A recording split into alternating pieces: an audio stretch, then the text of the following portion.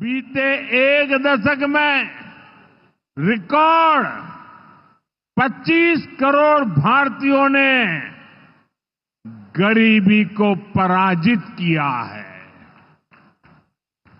World bank जैसी दुनिया की जानी मानी संस्थाएं भारत की इस बड़ी उपलब्धि की प्रशंसा कर रही है और भारत ने जो ये कमाल किया है, इसमें बिहार का यहां हमारे नीतीश जी की सरकार का बहुत बड़ा योगदान है।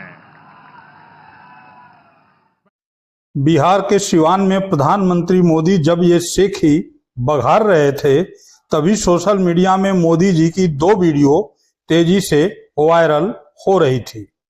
एक वीडियो में मोदी जी आप सभी को 15-15 लाख देने की बात कर रहे हैं। दूसरी वीडियो में नौकरी पेशा लोगों को इनकम टैक्स लौटाने का वायदा कर रहे हैं। अंतर है तो महज इतना कि बिहार की वीडियो में मोदी जी वर्ल्ड बैंक की बात कर रहे हैं और जो वीडियो सोशल मीडिया पर वायरल है उनमें स्विस बैंक की बात कर रहे हैं। इस दुविधा पर विस्तार से बात करेंगे। पहले आप सभी को ये खुशखबरी दे देते हैं कि मोदी जी पर अब आपकी लेनदारी और आप पर मोदी जी की देनदारी 45-45 लाख रुपए हो गई है। यानी अब आपको केवल 15-15 लाख नहीं बल्कि 45-45 लाख रुपए मिलेंगे अगर जुमला करार नहीं दिए गए तो। नमस्कार, मैं हूं त्रिपाठी ज्ञानेंद्र और आपने देखना शुरू कर दिया है पूर्वांचल टुडे लाइव। आप उलझन में होंगे कि ये 45-45 लाख क्या है, तो मुझे लगता है कि इस गुत्थी को समझने से पूर्व मोदी जी की ये वीडियो देख लेनी चाहिए। मेरे कांकेर के भाइयों बहनों, मुझे बताइए कि हमारी चोरी किया हुआ पैसा वापस आना चाहिए कि नहीं आना चाहिए? ये काला धन वापस आना चाहिए? ये चोर लुटेरों से एक एक रुपया वापस लेना चाहिए? इस रुपयों पर जनता का अधिकार है कि नहीं है? ये रुपया जनता के काम आना चाहिए। अरे एक बार ये जो चोर लुटेरों के पैसे विदेशी बैंकों में जमा है ना, उतने भी हम रुपये ले आए ना, तो भी हिंदुस्तान के एक एक गरीब आदमी को मुफ्त में 15-20 लाख रुपए यूं ही मिल जाएगा। कितने रुपये? मोदी जी स्विस बैंक से काला धन लाकर 15-15 लाख रुपए देने तक ही नहीं रुके, नौकरी पेशा लोगों को इनकम टैक्स भी लौटाने का वादा किए थे। भाइयों बहनों, ये विदेशी बैंकों में जो काला धन पड़ा है वो हिंदुस्तान के गरीब का पैसा है, हिंदुस्तान के गरीब का हक का पैसा है। ये चोर लुटेरों ने हिंदुस्तान के खजाने को लूट लूट करके, गरीब के पेट में से लूट लूट करके विदेशों में बैंकों में जमा किया हुआ है। भाइयों बहनों, उसको वापस लाने का हमारा फैसला है।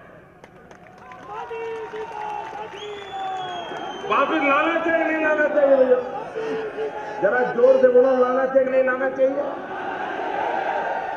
और मेरी तो बिल्कुल स्पष्ट मत है कि विदेश से काला धन वापस लाएंगे और जो फिक्स सैलरी वाले लोग हैं, बंधी हुई आय वाले लोग हैं और जो ईमानदारी से इनकम टैक्स भरते हैं, देश के लिए मर्यादित इनकम होने के बावजूद भी सैलरी वाले लोग इनकम टैक्स देते हैं। जिन्होंने देशभक्ति का काम किया उनका क्या गुनाह? जो चोर लुटेरे ले गए उनको तो कोई पूछने वाला नहीं है, लेकिन जो ईमानदारी से टैक्स भरता है उसकी कोई परवाह नहीं है। और इसलिए हमारा निर्णय है कि विदेश से जो काला धन वापस लाएंगे उसमें से कुछ परसेंटेज ये जो रेगुलर सैलरी वाले लोग इनकम टैक्स भरते हैं ना, उनको इनाम के रूप में वापस देंगे। उनकी देशभक्ति की इज्जत की जाएगी। अब आते हैं 45 लाख की देनदारी के फार्मूले पर। दरअसल जिस काले धन के बल पर मोदी जी ने आप सभी को 15-15 लाख देने का वादा किया था, वह काला धन अब 3 गुना हो गया है। स्विट्जरलैंड के बैंकों में जमा भारतीयों का धन 2024 में 3 गुना से अधिक होकर 3.5 अरब स्विस फ्रैंक करीब 37,600 करोड़ रुपए हो गया है। स्थानीय शाखाओं और अन्य वित्तीय संस्थानों में रखे फंड में उछाल के साथ जमा राशि में वृद्धि दर्ज हुई है। स्विट्जरलैंड के केंद्रीय बैंक के सालाना आंकड़े से ये जानकारी मिली है। जानकारी पक्की है तो आपका मोदी जी से वह हिसाब भी पक्का होना चाहिए।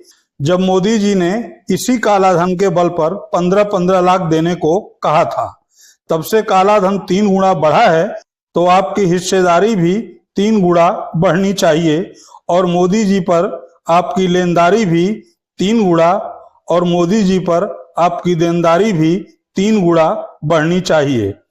अर्थात 15-45 लाख रुपए आपका मोदी जी पर बनता है। यह और बात है कि अब मोदी जी स्विस बैंक का नाम तक नहीं लेते हैं, अब वर्ल्ड बैंक की बात कर रहे हैं, जो हमारे जेब में कभी न दिखा है और न दिखेगा। बहुत बहुत धन्यवाद।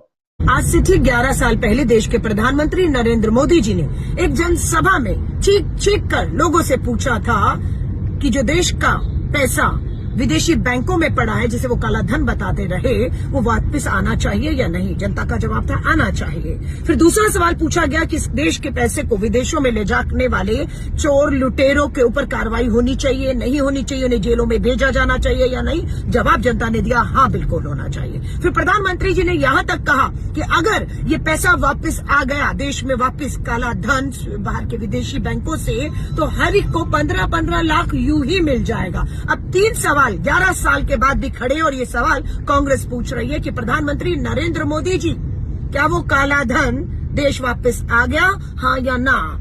आज जनता दोबारा आपसे पूछ रही है वो कौन से चोर लुटेरे उचक्के जो भी आपने कहे थे शब्द, वो कौन सी जेल में बंद है और क्या नाम है उनके, उजागर करिए। और प्रधानमंत्री जी तीसरा सवाल, वो 15-15 लाख तो यूं ही आ जाना था, आज 11 साल में वो 15-15 लाख कौन से बैंक में, किसके बैंक में आया है, उसकी भी सूची जारी करिए। ये सवाल आपसे भारतीय राष्ट्रीय कांग्रेस आज ठीक 11 साल बाद पूछ रही है, क्योंकि 11 साल का समय कम नहीं होता। आपने बहुत देश को गुमराह किया, झूठ बोला। अगर आपकी इन बातों में सच्चाई थी तो 11 साल कम समय नहीं था। जवाब दीजिए प्रधानमंत्री नरेंद्र मोदी जी, और भाजपा को इस पे जवाब देना चाहिए। जय हिंद।